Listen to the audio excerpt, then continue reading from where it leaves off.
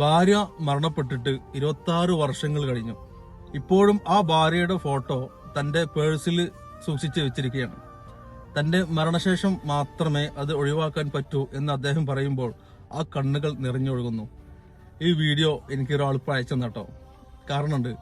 ഞാനൊരു 2 ആഴ്ച മുമ്പ് ഒരു വീഡിയോ ചെയ്തിട്ടുണ്ടായിരുന്നു. ഒരു സ്ത്രീ 4-5 കുട്ടികളൊക്കെ ഉള്ള ഒരു സ്ത്രീ വന്ന് പറയാണ്, ഭർത്താവ് മരണപ്പെട്ടിട്ട് ഞാൻ മറ്റൊരു വിവാഹത്തിന് ശ്രമിക്കുമ്പോൾ ആളുകൾ പലതും പറയുന്നു, ആളുകൾക്കാണ് പ്രശ്നം എന്നുള്ളത്.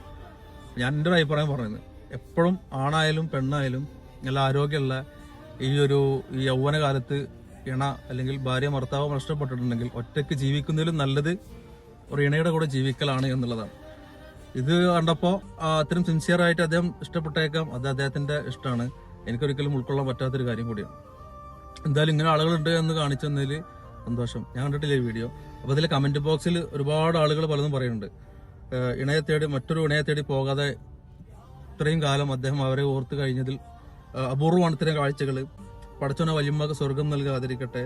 അതിലൊരു പെണ്ണ് പറഞ്ഞിട്ടുള്ളത്, ഇന്നത്തെ കാലത്ത് ഭാര്യ വീട്ടിൽ പോകാൻ ആഗ്രഹിക്കുന്ന ആളുകളാണ് കൂടുതലും എന്നുള്ളത്.